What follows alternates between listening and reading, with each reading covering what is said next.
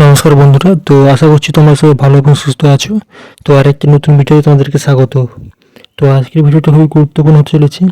তো তোমরা জানো যে কাল থেকে হয়তো আরপিএফ এর যে কনস্টেবল যে ফর্ম বেরিয়েছিল, তো কাল থেকে তার ফর্ম ফিল আপ শুরু হবে এবং আজকের ভিডিওতে ফুল ডিটেলস জানবো। তো ফর্ম ফিল আপ করতে কত টাকা লাগবে, পরীক্ষায় বসলে আমরা কত টাকা ফেরত পাবো, পরীক্ষা কোন কোন ভাষায় হবে, আমাদের যে আমরা যে পরীক্ষায় বসবো, আমাদের যে ফর্ম ফিল আপ করবো তার জন্য হাইট কত হবে, কী কী ডকুমেন্টস লাগবে, সমস্ত কিছু অল ডিটেলস জানবো। তো প্রথমে আমরা চলে এসেছি আমাদের যে ভ্যাকেন্সি আছে, তো ভ্যাকেন্সিগুলো দেখে নিচ্ছি। তো সাব ইন্সপেক্টর আর কনস্টেবল দুটো ভ্যাকেন্সি আছে।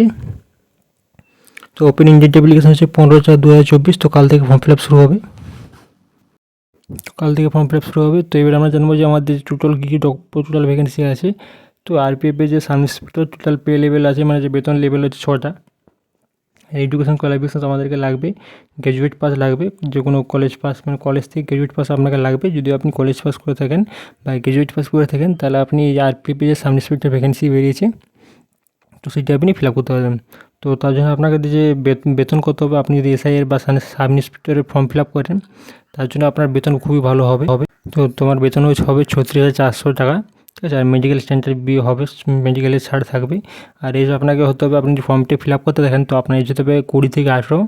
ভ্যাকেন্সি টোটাল আছে 452টা। তো এবার আমরা জানবো যে কনস্টেবল। তো কনস্টেবলের জন্য তোমাদেরকে পে লেভেল 3টে আছে। তো এই জন্য তোমাদেরকে যোগ্যতা লাগবে মাধ্যমিক পাস। তো আপনি যদি মাধ্যমিক পাস করে দেন যে কোনো গভর্নমেন্ট কলেজ থেকে বা স্কুল থেকে, তাহলে আপনি ফর্মটি ফিল আপ করতে পারবেন। আর বেতন হচ্ছে 21,700 টাকা থেকে, আর মেডিকেল ফি থাকবে। আর এজ রিলেকশন, মানে এজ থাকবে আপনাকে 18 থেকে 28 বছর পর্যন্ত হতে হবে। ভ্যাকেন্সি আছে 4,208টা, খুবই ভালো ভ্যাকেন্সি আছে, ঠিক আছে।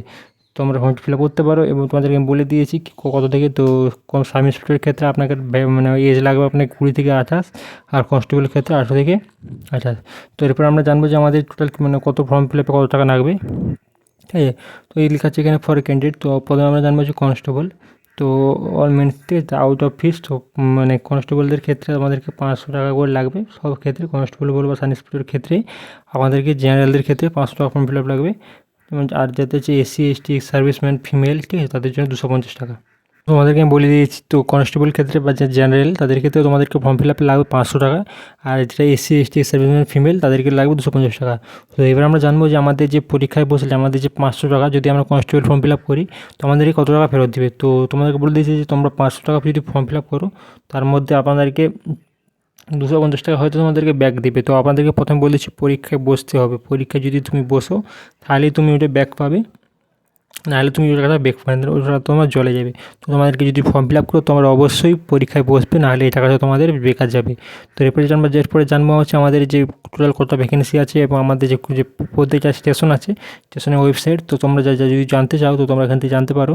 তো তোমাদেরকে আমি বেশি কিছু বলবো না এখান থেকে। তো আমাদের যে কলকাতা, তো কলকাতার যেখানে ওয়েবসাইট আছে, তো www.rrb কলকাতা গভর্নমেন্ট।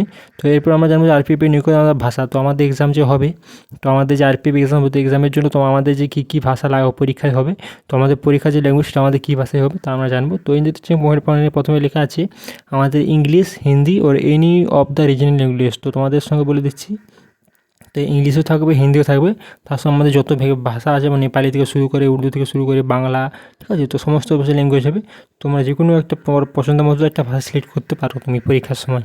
তো আমি এরপরে জানা যাবে যে আমাদের কী কী ডকুমেন্টস লাগবে। তো ডকুমেন্টস যদি তোমরা ফর্ম ফিল আপ করো, তোমাদেরকে প্রথমে লাগবে আধার কার্ড, তো 10 পাস সার্টিফিকেট, তো 10 পাস মার্কশিট লাগবে, 12 সার্টিফিকেট লাগবে, 12 মার্কশিট লাগবে, তুমি ডিমোশনের সার্টিফিকেট লাগবে, আর ক্যাটাগরি সার্টিফিকেট লাগবে। তুমি যদি এসসি এসটি এসটি হো, তার সার্টিফিকেট লাগবে, সিগনেচার লাগবে। তো এরপর জানবো আমাদের ফিজিক্যাল টেস্ট। তো ফিজিক্যাল টেস্টের জন্য কত মিটার আমাদের দৌড় হবে, ঠিক আছে। তো ক্যান্ডিডেটের জন্য কোয়ালিফাই করার জন্য তোমাদেরকে 1600 মিটার দৌড়তে হবে, আর মেয়েদের ক্ষেত্রে 800 মিটার দৌড়তে হবে, ঠিক আছে। তো এগুলো তোমাদেরকে বলে দিচ্ছি। ছেলেদের ক্ষেত্রে 1600 মিটার দৌড়তে হবে 7 মিনিটে প্রায়, আর মেয়েদের 800 মিটার হয়তো 2 মিনিটের টাইমে দিবে। তো এরপরে তোমাদেরকে হাইট টেস্ট জানাবো। তো হাইট টেস্টের পরে জানাচ্ছি তোমাদেরকে। তো এরপর আমাদের যেটা বেশি আলোচনা করতে হচ্ছে, তো হোয়াট ইজ স্যালারি। তো স্যালারি আমরা জানবো। তো কনস্টেবলদের ক্ষেত্রে আমাকে বলেই দিয়েছি, 26,000 থেকে 32,000 টাকা আমাদের প্রত্যেক মাসে বেতন হবে। কনস্টেবলদের ক্ষেত্রে আমাদেরকে বেতন এরকমই হবে 21,700। তো পিএফ টিএফ নিয়ে সমস্ত কিছু আরও বাড়বে, 26,000 টাকা ধরে রাখো। তো এগুলো খুব ভালো ভ্যাকেন্সি, মানে খুব ভালো স্যালারি দেবে তোমাদেরকে। তো এসআই যারা আছে তাদেরকে তো আরও বেশি দেবে। তোমরা দেখো তোমরা ফিল আপ করতে। তো এরপর আমরা আলোচনা করবো যে আরপিএফ হওয়ার জন্য আমাদেরকে হাইট কত লাগবে, ঠিক আছে। তো এখানে আমরা প্রথমে জানবো যে মেল ক্যান্ডিডেটের ক্ষেত্রে আমাদেরকে মিনিমাম হাইট হতে হবে 165 সেন্টিমিটার, আর ফিমেল ক্যাটাগরির ক্ষেত্রে তোমাদেরকে হাইট হতে হবে 57। তো এইটা অনেক কম, যেখানে আর্মিতে আমাদের লাগে 162 163।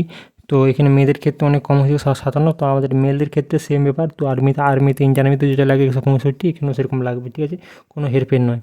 তো এরপর আমরা জানবো যে এক্সাম পেজ। তো এক্সাম পেজটা আমাদের কী কী হবে। তো প্রথমে বেসিক আর্থমেটিক্স থাকবে 35 কোশ্চেনে 35 মার্কস থাকবে। জেনারেল ইন্টেলিজেন্স বা রিজনিং থাকবে 35 কোশ্চেনে 35 মার্কে। জেনারেল অ্যাওয়ারনেস থাকবে 50 কোশ্চেন 50 মার্কে।